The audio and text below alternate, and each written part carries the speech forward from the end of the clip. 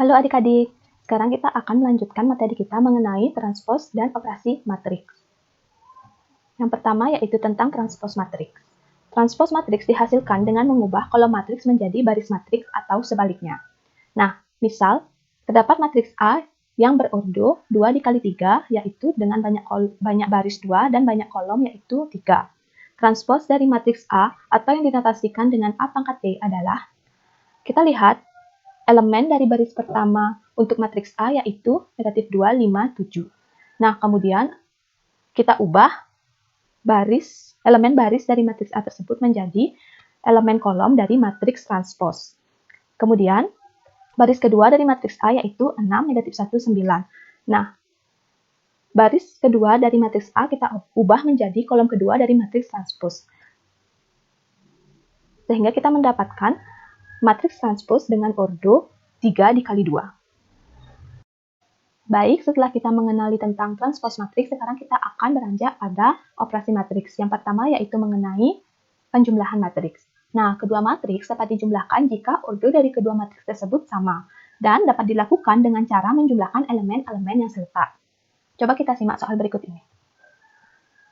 Di mana diketahui matriks K yaitu berordo 2 kali 2, matriks L juga berordo 2 kali 2. Nah, sekarang kita akan menentukan matriks M, di mana matriks M merupakan hasil penjumlahan dari matriks K dengan matriks L. Nah, untuk dapat menjumlahkan matriks K dan matriks L, di mana syarat kedua matriks dengan ordo yang sama telah terpenuhi. Selanjutnya, kita jumlahkan matriks K dengan matriks L dan mendapatkan hasil sekian. Bagaimana caranya? Nah, caranya yaitu dengan cara menjumlahkan elemen-elemen yang seletak. Maksud dari elemen-elemen yang seletak yaitu di mana elemen A11 pada matriks K ditambah dengan elemen A11 pada matriks L. Sehingga dapat menghasilkan elemen A11 untuk matriks M. Begitu pula, elemen A12 dari matriks K dijumlahkan dengan elemen A12 dari matriks L, sehingga mendapatkan hasil 8 untuk matriks M. Begitu seterusnya. Selanjutnya, pada pengurangan matriks juga sama seperti dengan penjumlahan matriks, di mana syaratnya yaitu dapat dikurangkan jika kedua ordo matriks tersebut sama dan dilakukan dengan cara mengurangkan elemen-elemen yang seletak. Nah, coba perhatikan contoh berikut, di mana diketahui matriks K yaitu matriks berordo 2 kali 2 dan matriks L yaitu matriks yang berordo 2 kali 2 juga. Sehingga untuk menentukan matriks M, maka kita dapat mengurangkan matriks K dengan matriks L. Sama seperti penjumlahan, di mana pada modul telah dijelaskan bahwa untuk matriks K dikurangi L, itu berlaku K ditambah dengan negatif L. Sehingga kita dapatkan, kita substitusi matriks K yaitu 5, 6, 1, negatif 3. Kemudian kita jumlahkan dan kita kalikan matriks L dengan negatif. Nah, sehingga saat matriks L dikalikan negatif, maka negatif 1 akan berubah menjadi 1, 2 akan berubah menjadi negatif 2, dan 5 berubah menjadi negatif 5, begitu juga dengan 3 akan berubah menjadi negatif 3. Sehingga bisa kita dengan mudah menjumlahkan kedua matriks tersebut. Di mana kita menjumlahkan dengan elemen-elemen yang seletak, sama seperti penjumlahan. Sehingga kita mendapatkan hasil matriks M seperti pada di slide. Kemudian kita akan melanjutkan yaitu mengenai perkalian skalar pada matriks. Perkalian skalar dengan matriks A artinya mengalihkan sebuah bilangan, yaitu misalkan K, di mana K anggota bilangan real dengan matriks A. Sehingga hasilnya yaitu matriks C sama dengan K dikali A. Nah, pada perkalian skalar pada matriks ini terdapat 3 sifat, yaitu sifat distributif yang pertama dengan bentuk K1 ditambah K2, kemudian dikali dengan A, yang kemudian bisa kita operasikan, yaitu dengan cara K1 dikali A ditambah K2 dikali A. Kemudian sifat distributif yang kedua, yaitu dengan bentuk K1 yaitu dalam kurung matriks A ditambah matriks B. Ini dapat dioperasikan dengan cara K1 dikali dengan matriks A ditambah K1 dikali dengan matriks B. Yang ketiga yaitu sifat asosiatif, yaitu K1 dikalikan dengan K2 dikalikan dengan matriks A. Nah, kita dapat menyelesaikannya dengan K1, K2 dikalikan dengan matriks A. Salah satu contohnya yaitu diketahui matriks K dengan ordo 2 kali 2 dan matriks L dengan ordo 2 kali 2. Maka, kita dapat masukkan matriks M dengan cara 2 dikali K ditambah L. Berikut penyelesaiannya. Nah, dari soal sebelumnya, kita ketahui bahwa 2 dikali K ditambah L itu memenuhi bentuk sifat distributif yang kedua, sehingga bisa dapat kita kerjakan dengan cara K1 dikali dengan matriks A ditambah K1 dikalikan dengan matriks B. Sehingga, dalam hal ini kita menggunakan matriks K dan matriks L. Nah, bisa kita ubah bentuknya yaitu menjadi 2 dikali dengan matriks K dikalikan dengan matriks K dan ditambah 2 dikalikan dengan matriks K. Di mana setiap elemen-elemen dari matriks K kita kalikan 2, dan juga setiap elemen-elemen dari matriks L kita juga kalikan 2. Sehingga kita menghasilkan matriks 2 kali 2 untuk matriks K yang setelah dikalikan 2, dan juga matriks ordo 2 kali 2 untuk matriks L yang telah kita kalikan dengan 2. Sehingga kita jumlahkan seperti pada penjumlahan sebelumnya dengan menjumlahkan elemen-elemen yang seletak, maka menghasilkan matriks M dengan elemen yaitu 12, 16, 12, 12. Selanjutnya kita akan membahas mengenai perkalian matriks, di mana matriks A dapat dikalikan dengan matriks B jika banyak kolom dari matriks A sama dengan banyak baris dari matriks B. Nah, kita simak contoh berikut agar lebih memahami. Diketahui matriks A yaitu berordo 2 kali 2 dan matriks B yaitu berordo 2 dikali 1. Nah, tentukan Q yang merupakan hasil kali dari matriks A dan matriks B. Penyelesaian. Nah, perhatikan matriks A dan matriks B, di mana matriks A memiliki 2 kolom dan matriks B memiliki 2 baris. Sehingga matriks A dan B dapat dikalikan. Dalam matriks A, elemen pada kolom pertama yaitu 1, 1, dan elemen pada kolom kedua yaitu 3, 1.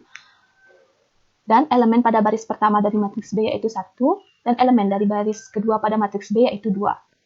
Kemudian, dalam mengalikan kedua matriks, kita gunakan konsep baris dikali dengan kolom. Di mana baris pertama dari matriks A yaitu dengan elemen 1, 3 dikalikan dengan kolom dari matriks B yaitu 1, 2. Kita kalikan elemen pertama, baris pertama dari matriks A kita kalikan dengan elemen pertama, kolom dari matriks B.